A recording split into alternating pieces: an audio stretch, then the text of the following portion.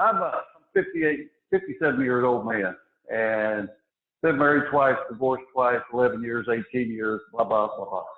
Recently got into a relationship 5 years after the divorce and so forth. Went for about a year, and it just kept back and forth, back and forth, back and forth.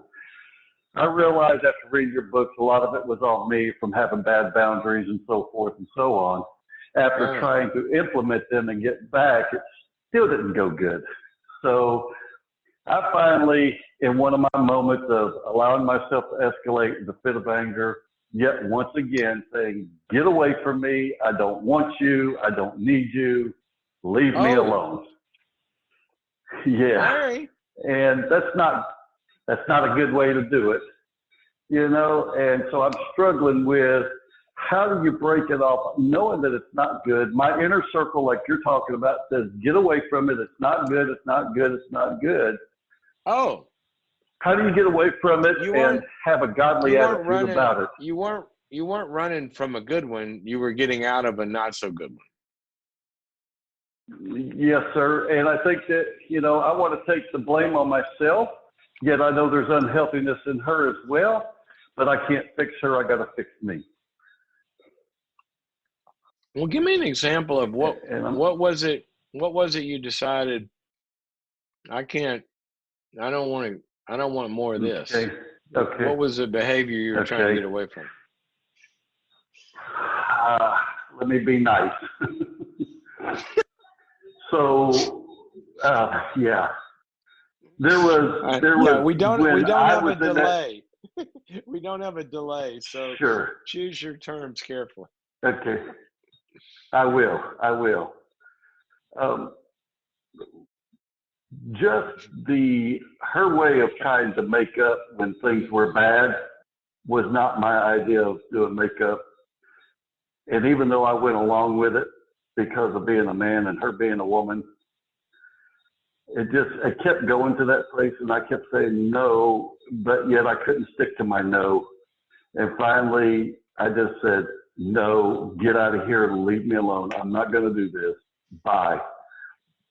Is that clear enough without being explicit? Well, you guys tried to sleep your problems away, right? So I'm going back to what was bad before she was trying to seduce you into avoiding. That's all that is. I don't have the skills and competencies to deal with this problem, so let's hop in the sack and we'll forget about it, and then we'll go do it again. So let's go back to the problem. What kind of stuff would go bad? Here's why I'm asking. I want to see everybody's got their own flavor of dysfunction that they're attracted to, right? Sure. Until you get over it. So what would go dysfunction on my part?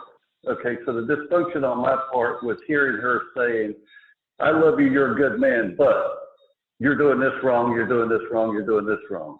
And that attitude of rejection and me being a people pleaser, which I'm working on getting over, would escalate me, and I would allow it. I would allow myself to be escalated, you know, to go to the defensiveness, then to the anger, and finally a detachment stage.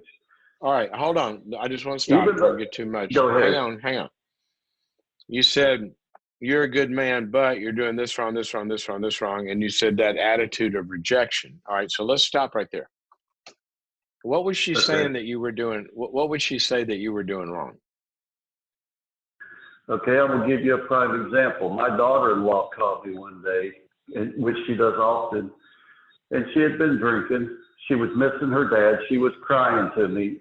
She was on speakerphone with the other person in the car.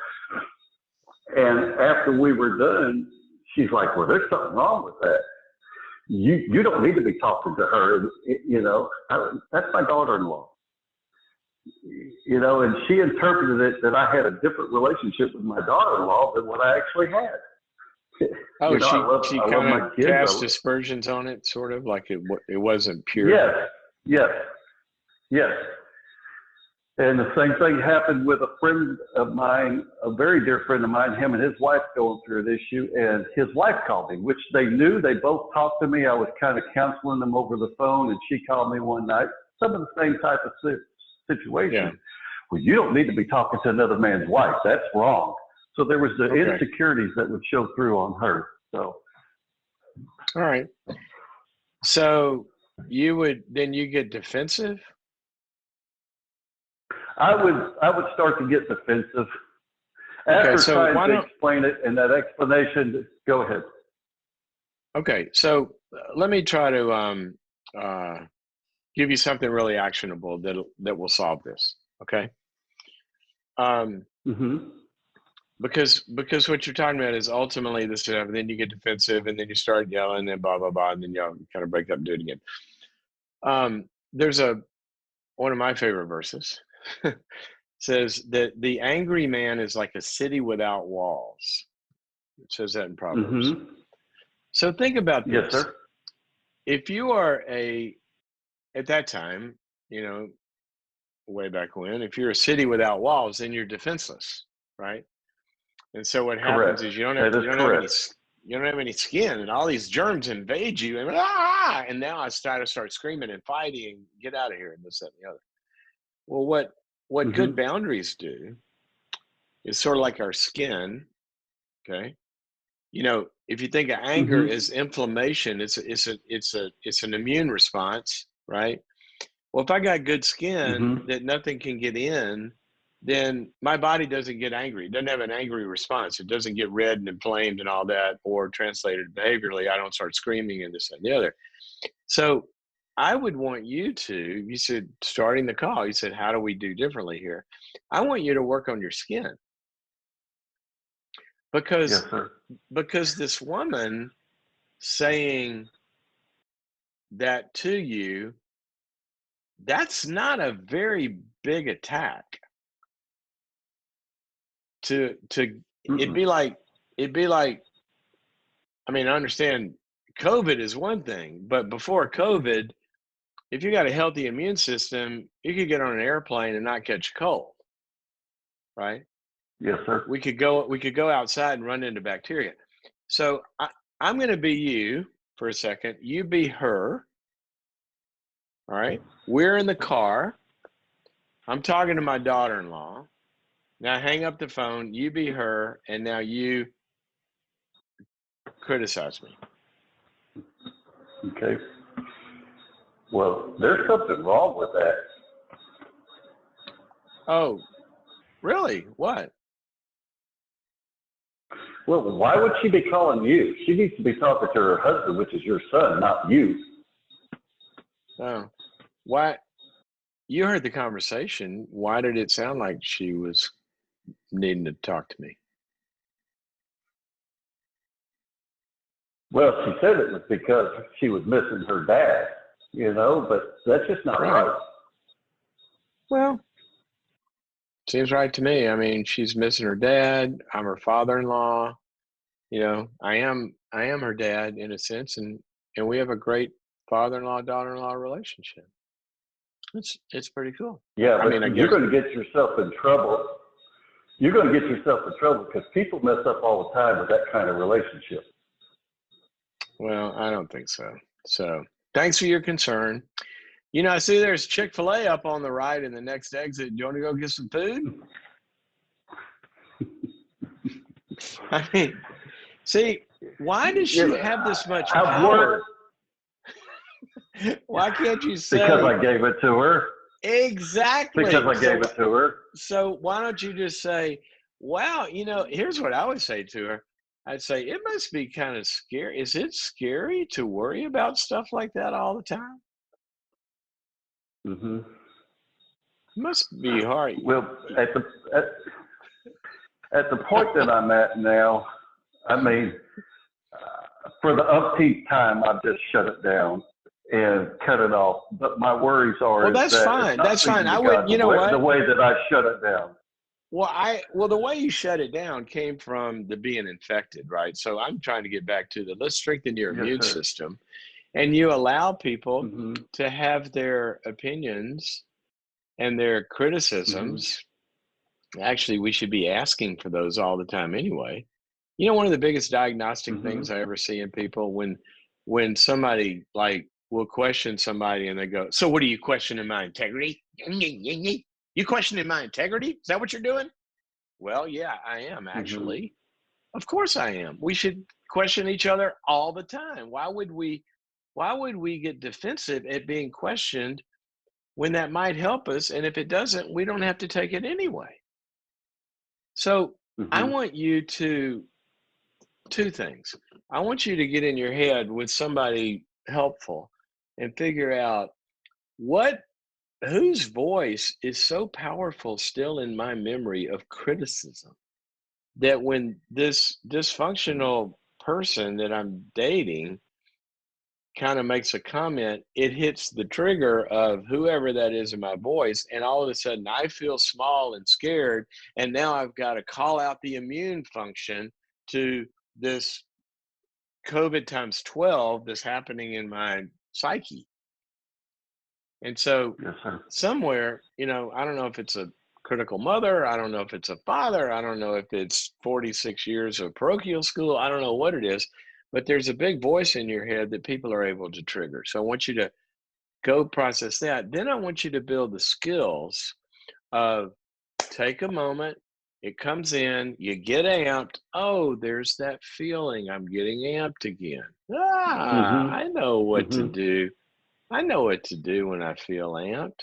I keep my mouth shut till I don't feel amped, because words said in an amped state generally don't produce good things. And then learn to be separate. That's for sure. There you go. And so one more thing, and then I got to talk to some other people. Even though, Larry, I'd hang out with you because we could pull off the road and get a Chick-fil-A right there in Nashville. But here's the other part of this. Come on. I want you to be a little more careful about the women you choose, because yes, sir. I don't want to judge her without knowing her, but I can't help but as a psychologist hear some things. She's a good woman. She's a good woman. She loves God. I'm going to give her that. But she's got her brokenness, and her fears speaking to my fears just was a bad combination, period. Well, there you go. But what I was going to say was, anybody that immediately, oftentimes, feels invited, free, accurate, and confident omnisciently enough to always say, you need to do this, you need to do that, you need to do that. I don't want to be around a person like that.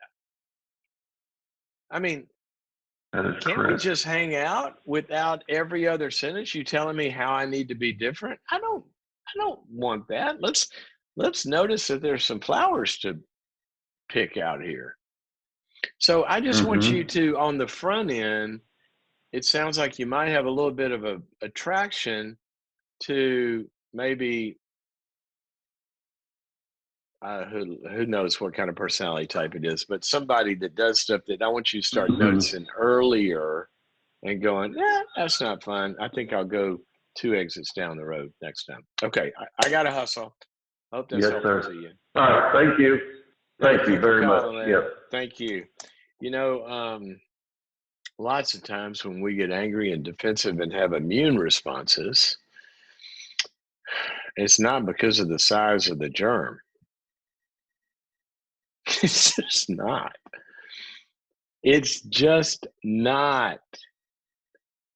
Our path in life is not to become so dadgum sensitive that we gotta assertively stand up to every offense.